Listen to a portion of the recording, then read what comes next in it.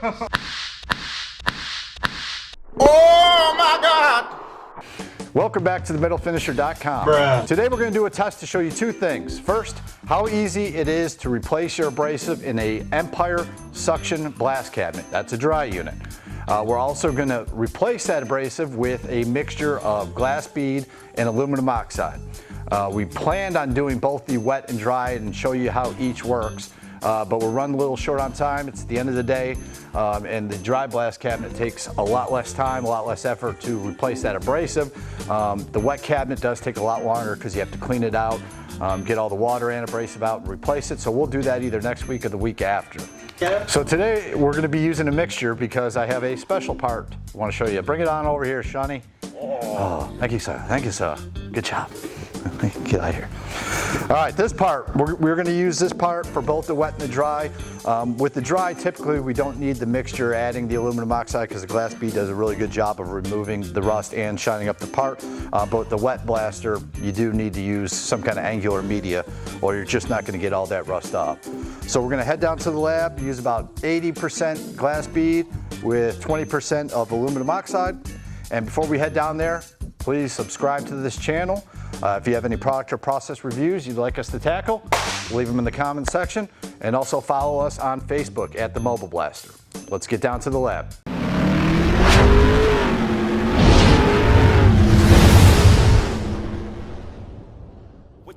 All right, blasters, we're out here in the lab. And as you can see, we have our Empire Pro Finish 3648 suction cabinet. This is a dry unit. Right here I have a small amount of our mixture of abrasive, which is 80% glass bead, a BT13, which is very fine, and a 20% of aluminum oxide, 220 grit, which is also very fine. So first thing we need to do when we want to empty out this machine is I always turn this on and let it kind of pull all the abrasive and dust back out to the pot and the reclaimer to make sure we get everything out of here. Then I go inside the cabinet and there's an air knife in here and I just get any of this dust or stuff that's still in here, abrasive dust, kind of blow it around so it gets a chance to drop down and get sucked up to the reclaimer where it separates out the dust to the dust collector and our good abrasive falls right back into the hopper. So after I do that, I close this up and I'm going to go over to our media hopper.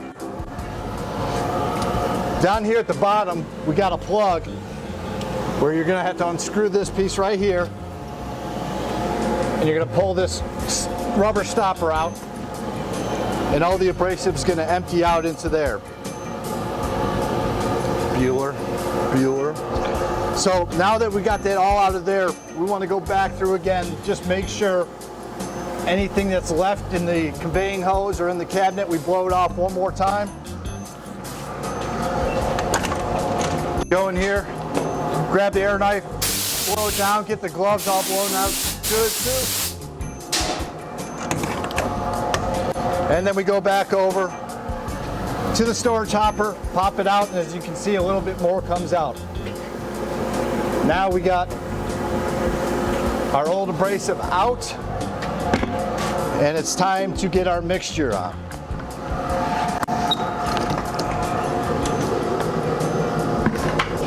Just gonna dump this right inside the cabinet.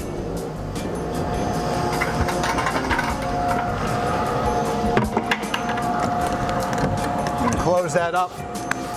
We're going to give it a little time to circulate through the recovery system.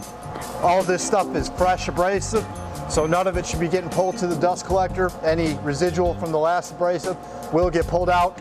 And again, I'll usually just blow the air knife in here to get everything down there so we can get as much abrasive in the hopper as possible.